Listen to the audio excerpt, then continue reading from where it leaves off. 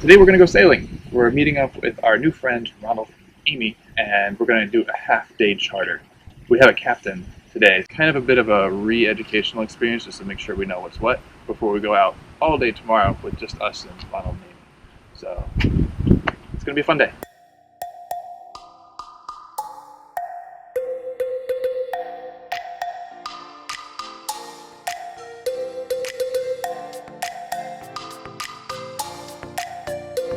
We just left the dock. It was super smooth, not a problem. Ronald did awesome. And now we're headed out so we can go sailing. We got some wind today. It's not a lot of wind, 5 to 10 knots, but it should let us move, which is kind of cool. We'll talk more about the boat later.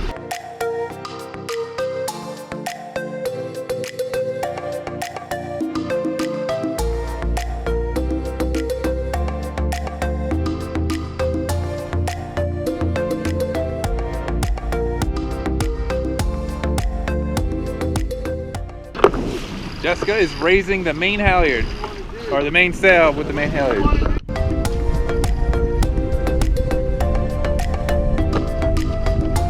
You watching it, Ron? Yeah, hold on. Looks like one of the reefing lines is tight. Okay, probably The red one. red one's over here. Release the brake. Careful though, it's got some tension on it. When you release it, yeah, pop it down. There you go. So you make that one leg. Well, but to hold that leg, you Today has been a pretty easy day. We've just kind of been like running over different maneuvers, tacking, jibing, heaving to, moving around on different points of sail. Nothing really tricky, nothing really fancy, just kind of to brush up really. It's a really nice day weather-wise, way better than it was when we came out here for sailing school. So, yeah.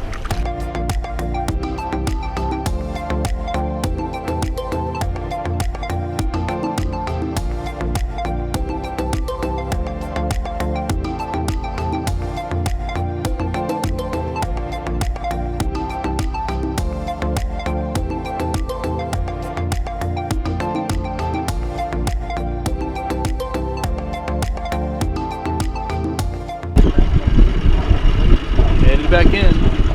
We should try to like get somewhere tomorrow, like make a goal, or like a couple somewheres.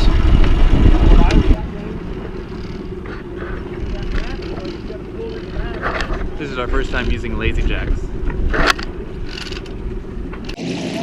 Okay, coming in. It'll be a little bit till we get there. We're going to try to back in to our slip, and Jessica is going to be at the helm. So this will be an interesting little experiment. We've done it before, but it's been a while. Good day. Good day.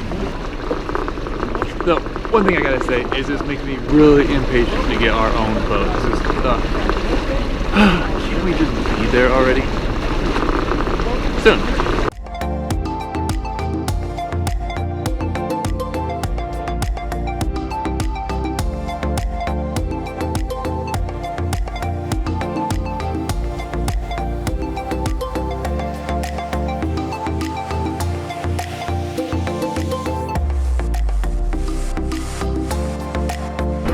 Alright, we are going to eat at Outriggers. It's this place we always pass by on the boat, but we never actually have tested it before. See, it's right here on the water. We must have gone past this thing a half dozen, almost a dozen times. We'll show you what we get. I think we both got a little bit of sunburn too, maybe. It didn't really feel like that strong a sun, but near the end of the day we both started feeling tender and a little bit cooked.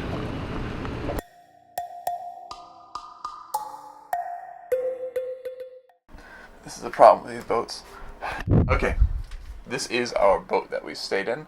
It's a Hunter 37.5, which is 37.5 feet. It's an older boat, but it's fine for doing coastal cruising. If you really wanted to, you might be able to do some like bigger passages with this boat. It's monohull, obviously. It's not really sized for somebody of my height. Let's stick my head out this hole. Will that work? Alright, so we'll do a little boat tour right now, just so you guys can see what the inside of a Hunter 37 looks like. We have the main seating area here. It's big enough, I guess. settee here, couch thing, which I do like, having seating that's not forced to be around a table. If we move up front, one of the things that this boat has, which I do like, is that it's got these like kind of windows inside the boat, so that you can open the boat up and make it feel more airy, probably get better circulation. I don't know, you'd be hard pressed maybe to fit 2 people in here, but I can lay down and have plenty of room for all my longness, which is impressive to me. We have our control panel. That's boring. The galley, and this is compared to the other boat we were on, which is about the same length. This is a pretty good sized galley. 3-burner stove, auto gimbal, sink, top loading fridge. Fridge actually works. It's nice and cold in here. This is the head. The head is small, but it's kind of technically got a separate shower. Manual head, and then 2 doors to the aft cabin. So one of the things we don't like about this particular boat is how tall this companionway is. The companionway is like so tall that it's basically like a 2 ladder companionway. I mean, yeah, obviously the engine's under here, but I don't know. This is just a pain in the butt to get in and out of. But another thing I don't like is how small these doors are. This is probably one of the biggest doors in here. I can't fit vertically, obviously. I can't fit horizontally.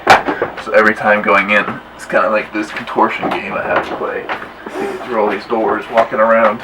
Even Jessica has to squeeze a little bit. Alright, let's look at this aft cabin.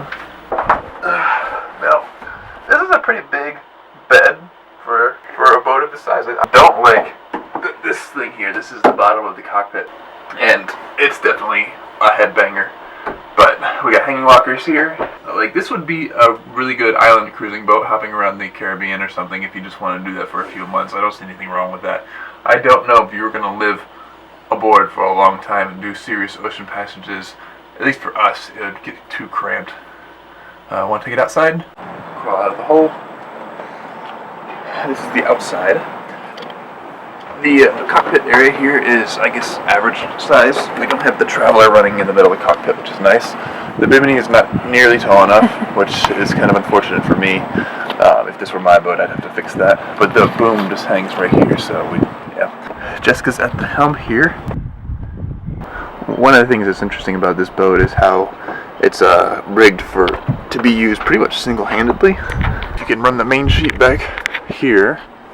I guess maybe you would want somebody for the main sheet, but you have the jib sheets here and here, so they're easily within arm's reach of whoever is at helm.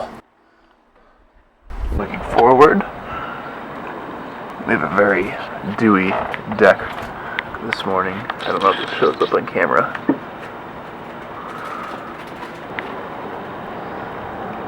I mean, it does have this little bow pulpit, which is kind of fun. Looking back, yeah, I mean, it's a good sized sailboat for island hopping, or maybe even for bigger passages. It's just, given my height and size, I don't fit very well. Need something taller. Need something with bigger doors. That's the boat from Captain Ron, the movie. The actual boat. It's demasted right now. The Osprey took the whole bedding inside of it, even the pillows. Oh, can't move, can't stand up. Maybe contortionist seat around here. We should double check how much water we have before we go out. You got it? Good old Mitsubishi. Look it. They got a good view. Get a time lapse going here. Cut to time lapse.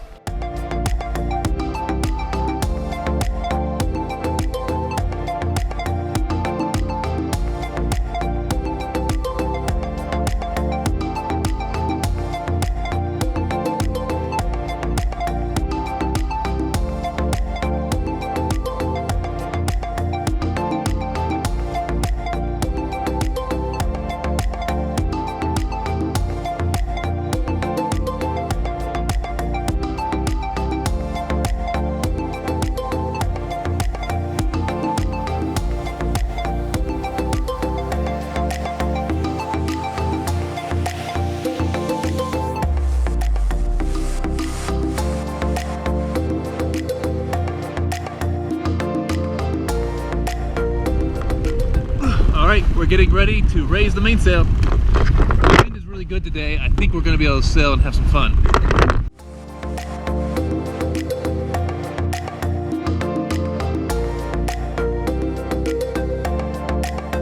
Alrighty, we're sailing. Alright, YouTube people. We have a question about sail trim because we're not sail trim experts. I'm going to show you the sail. Tell me what we would do to fix this. At the bottom of the sail here, I don't know if it's showing up on camera, there's this wrinkle, right? And that just doesn't seem ideal to me. So we have the main halyard really pulled taut. I mean, pulling it anymore feels really sketchy to us. Maybe that's just because we're not, comfortable, we're not experienced sailors, but there is an outhaul on this, but it's manual. Would that be the thing to pull to remove this? Or is this sail kind of old and blown out? What's your take on this, people who know what you're talking about?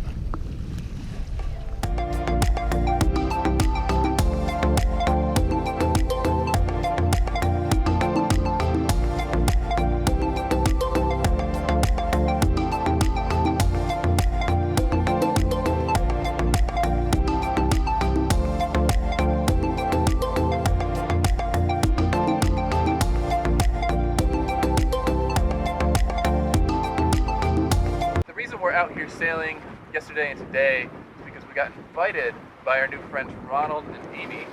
Hello. And they were kind enough to invite us out, and we've been having a good time just playing with the wind.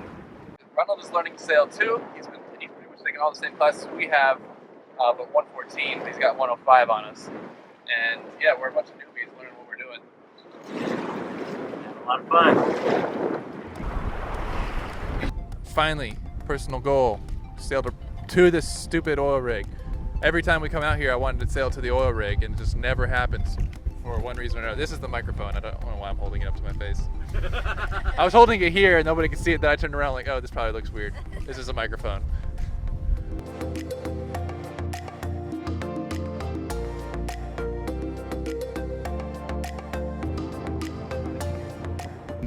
We just passed the woo! Rig, you can't see it. This goes right on the water.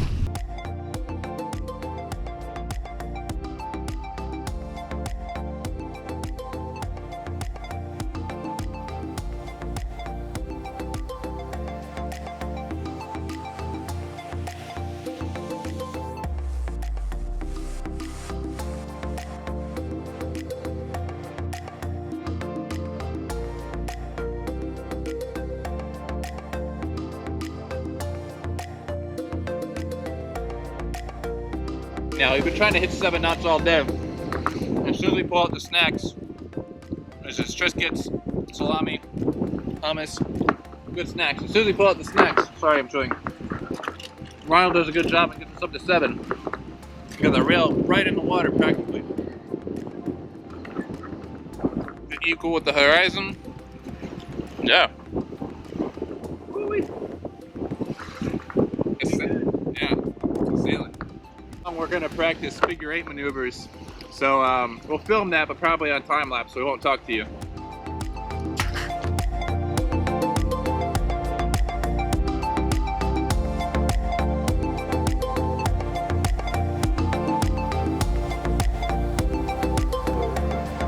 Yeah, that way, still back up. Yeah, wing on wing. This is our first time sailing wing on wing. It's not Ronald's first time, but it's our first time, so it's exciting. This is a better boat, in our opinion. Look how it's got the steps up the side, because the freeboard's so tall. That's one of the, oh, we should have talked about that as one of the disadvantages. The freeboard of a cat is so high above the dock that you can't step onto the cat anywhere that there's not stairs. Or maybe there where there's those little like dig-ins. That's one of the disadvantages of a cat. Yeah. Texas crude. Oh, oil. Crude oil. This is Captain Ron's boat. Well, that's not actually his boat, but this is the movie from Captain Ron. This is Martin Short's boat.